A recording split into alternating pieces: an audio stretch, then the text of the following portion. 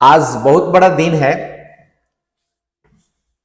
आज अयोध्या में प्रभु राम का प्राण प्रतिष्ठा हुआ है। हालांकि प्रभु राम हमारे साथ थे पहले भी, लेकिन उनको एक बढ़िया मंदिर में विराजमान किया गया है। तरह तरह के लोगों की क्रियाएं प्रतिक्रियाएं हैं इस सब्जेक्ट के ऊपर में। देश के या विदेश के हर मंदिर में पूजा पाठ अर्चना हो रहा है। अलग अलग तरह के सांस्कृतिक धार्मिक कार्यक्रम चल रहे हैं। हम लोग भी एज ए शिक्षक इस विषय पे कुछ सोचते हैं, अपना पक्ष रखते हैं। प्रभु श्री राम मर्यादा पुरुषोत्तम बने, कुछ तो उनमें क्वालिटीज होंगी। आज के दिन में हम प्राण प्रतिष्ठा के दिन को उनके कुछ क्वालिटीज के रूप में भी याद कर सकते हैं, और उनके कुछ क्वालिटीज को हम याद कर सकते हैं, स्मरण कर सकते हैं, कुछ हम अपने ऊपर लागू कर सकते हैं। क्योंकि देश के सर्वोच्च लीडरशिप का कहना है कि देश को हम सम ट्रिलियंस की इकोनॉमी की तरफ ले जाना है, राम राज्य लाना है, बहुत सारी चीजें हैं।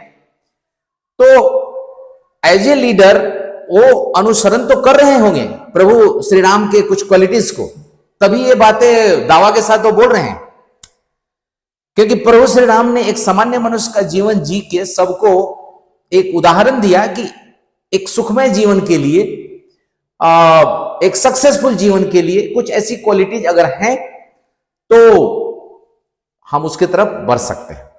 लेकिन एक गुड सिटीजन होते हुए, एक बढ़िया नागरिक होते हुए हमारे भी कुछ जवाबदेहियां बनती हैं कि प्रभु श्री राम के कुछ गुणों का हम भी पालन करें, उनके कुछ आचरण को हम भी अपनाएं और अपने ही जीवन में आगे बढ़ें। देश तो आगे बढ़ ही जाएगा, रामराज तो आ ही जाएगा। तो मैं कुछ डिस्कस करूंगा आपके साथ कुछ प्रभु श्री राम के क्वालिटीज को। बचपन से अंत तक जितना हम लोग उनके बारे में जानते हैं, उनके कुछ क्वालिटीज देखने को मिलेंगी आपको। आज के दिनों में उनके कुछ क्वालिटीज को तो मैनेजमेंट में भी पढ़ाया जाता है, डायरेक्टली इनडायरेक्टली। अब जिसको जब समझ में आया तो उसको समझ के अनुसरण कर सकता है। प्रभु श्री राम बचपन में पढ़ाई करने के लिए गुरुकुल में गए। राजा के घर में पैदा हुए थे, एक सुखमय जीवन जी सकते थे, लेकिन वो ऋषि महर्षि लोगों के साथ जंगल में जहां भी उनके आश्रम थे वहां पढ़ने के लिए गए। तो ये उनकी कौन सी क्वालिटी दिखाती है? वो दिखाता है कि उनका रेस्पेक्ट टू ऑल, रेस्पेक्ट गुरु के प्रति, पिता के प्रति, मां के प्रति उन्होंने दिखाया। हम सब जानते हैं उनमें क्वालिटी थी सबको रेस्पेक्ट करना। हम भी अपना सकते हैं। परिवार में रहना है, समाज में रहना है, या किसी ऑफिस में काम करना है, कहीं भी इक्वालिटी लागू किया जा सकता है। सबको उसकी उचित रेस्पेक्ट देनी चाहिए। ओबीडियंसी, आज्ञाकारिता, चाहे पढ़ाई करने के लिए उनको पिता से आज्ञा मिली या वनवास जाने के लिए उनको मां से, उस आज्ञा का पालन उन्होंने किया। परिवार में रह के हम इसका अनुसरण कर सकते हैं, किसी ऑफिस में रह के भी हम इसका अनुसरण कर सकते हैं, और जिस संस्था में हम इसमें हैं अनुसरण करेंगे तो उसका प्रोग्रेस होगा, डेवलपमेंट होगा ही। तीसरा है ब्रदरहुड।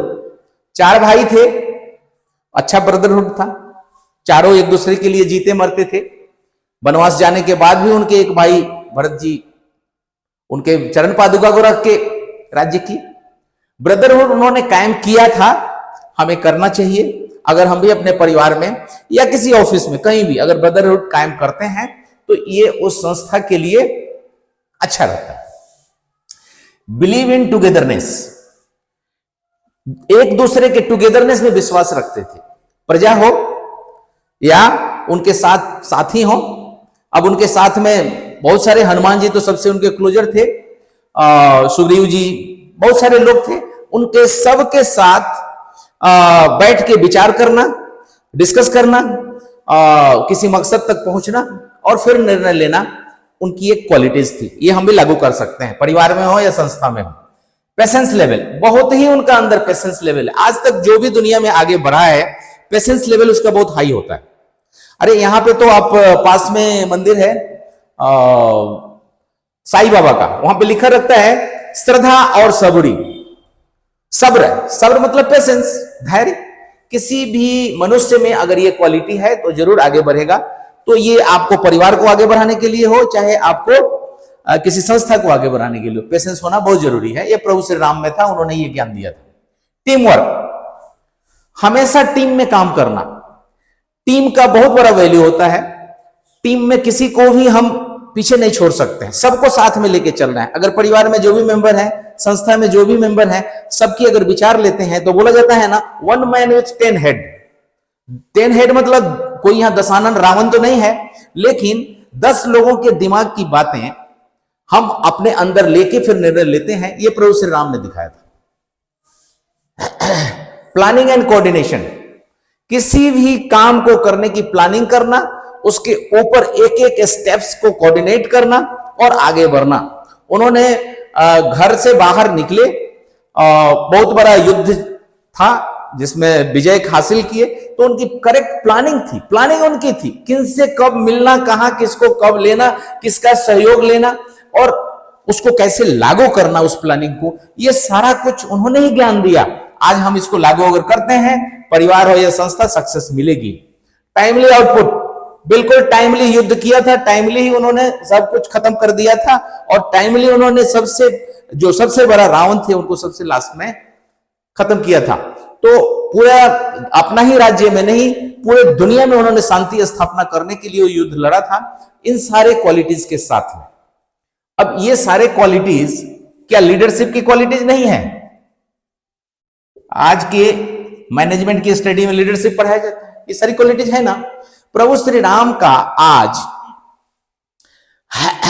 वहां पे अयोध्या में प्राण प्रतिष्ठा हुआ है, तो ये बात क्या याद नहीं दिलाता है हमको कि हमें इन सारे क्वालिटीज का पालन करना चाहिए। अगर करते हैं तो सक्सेस मिलेगी।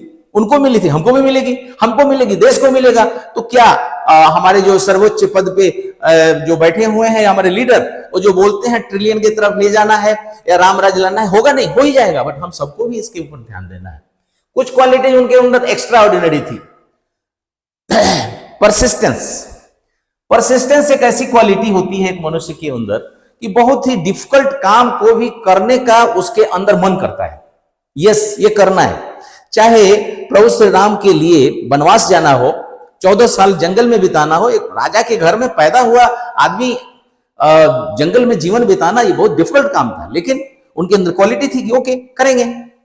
या सीता जी के चले जाने के बाद, हरण हो जाने के बाद लड़ाई करना रावण जैसे राजा के साथ, उसके साथ इतने चीजें थी, लेटेस्ट इक्विपमेंट था उनके पास में, फिर भी ये कठिन चीजों को देखते हुए भी सामना करने का क्वालिटी होना, ये परसिस्टेंस, ये सिर्फ प्रोग्राम में था। फॉलो कर सकते हैं हम, चाहे ऑफिस में हो चाहे घर में, कहीं भी ये सक्सेस दिलाएगा। परसिवरेंस, ये थोड़ा उससे ऊपर का लेवल होता है। एकदम कठिन से कठिन होते हुए मतलब लगता है कि इसका आउटपुट तो जल्दी मिलने ही वाला नहीं है। अब आप देखिए, ये जो आज प्राण प्रतिष्ठा हुआ है, इस मंदिर की स्थापना के लिए अरे इतना डिफिकल्ट लगता था, होगा कैसे, लेकिन हमारे प्रधानमंत्री ने एक दिन, अब 2020 की बात बोलते हैं, कि ये बोला कि भाई करेंगे, और उस दिन वो परसिवरेंस पावर था, वो परसिस्टेंस से ऊपर परसिवरेंस था कि यस विल डू इट, किया। ये प्रभु श्री राम ने बताया ना, उन्हें यही क्वालिटी थी, वो इतना युद्ध लड़े, ये सारी कुछ ये हमारे लीडर ने लागू किया, हम भी लागू कर सकते हैं, फॉलो कर सकते हैं इस क्वालिटीज को। बोलते हैं डिटर्मिनेशन, डिटर्मिनेशन बोलते हैं इक्वालिटी होती है कि कठिन से कठिन काम को हमें टेकअप करना है, करना है, ठीक है। डेडिकेशन होता है, गिव अप ना करने की क्वालिटी होती है। ये सारा क्वालिटीज तो अभी हमारे जो देश के प्रधानमंत्री हैं उन्होंने करके दिखाया। ये साधारण सा काम था आज प्राण प्रतिष्ठा, इसके लिए पिछले कुछ दिनों से, सप्ताह 10 दिन 11 दिन से वो चारों तरफ घूम के इस बात को एक अपने अंदर ला रहे थे कि मैं एक बहुत बड़े मंदिर का, बहुत बड़ा काम का हम वो शुरुआत करने जा रहे हैं। शुरुआत मतलब ये काम करने जा रहे हैं, ये बहुत बड़ा काम था ना, एक बहुत बड़ा चैलेंज था। धार्मिक लड़ाई, राजनीतिक लड़ाई, कूटनीतिक लड़ाई, ये सारे कुछ के साथ में भी उन्होंने किया। तो ये सारी क्वालिटीज क्या है? ये क्या मैनेजमेंट की क्वालिटीज नहीं है? मैनेजमेंट की क्वालिटी है ना। इस किसी संस्था को चलाने के लिए, किसी घर को चलाने के लिए सारी क्वालिटीज की हम लोग पढ़ाई करते हैं ना। तो ये सारे क्वालिटीज प्रभु श्री राम में थी। उन्होंने मर्यादा पुरुषोत्तम इसलिए कहलाए कि वो घर में नहीं रहे, राजा का बेटा होते हुए राज नहीं किए, घर से बाहर निकले, कुछ चीजों का उन्होंने त्याग किया, अनुसरण किया। क्या चीजों का?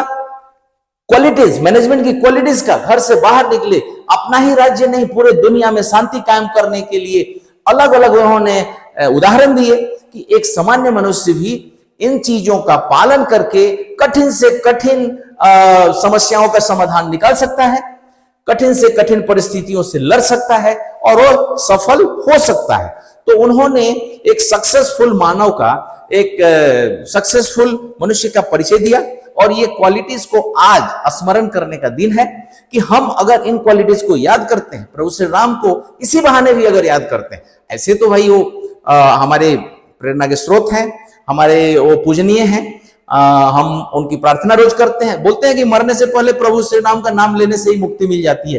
ये सारी चीजें तो चलो हाइपोथेटिकल भी हो सकती हैं, लेकिन इन सारे क्वालिटीज का अनुसरण करना तो हमारा मतलब हमारा रिक्वायरमेंट है। अगर हम करते हैं तो देश आगे बढ़ेगा नहीं क्या? बढ़ेगा, हमारा परिवार आगे बढ़ेगा, हम आगे बढ़ेंगे, देश आगे बढ़ेगा, कोई नहीं रोक सकता है। ओके, तो इन्हीं के साथ मैं अपनी फीलिंग्स को आपके साथ सामने पहुंचा रहा हूं। और अगर आपको थोड़ा भी इससे फायदा होता है, थोड़ी प्रेरणा मिलती है, तो आप कमेंट में लिखिए।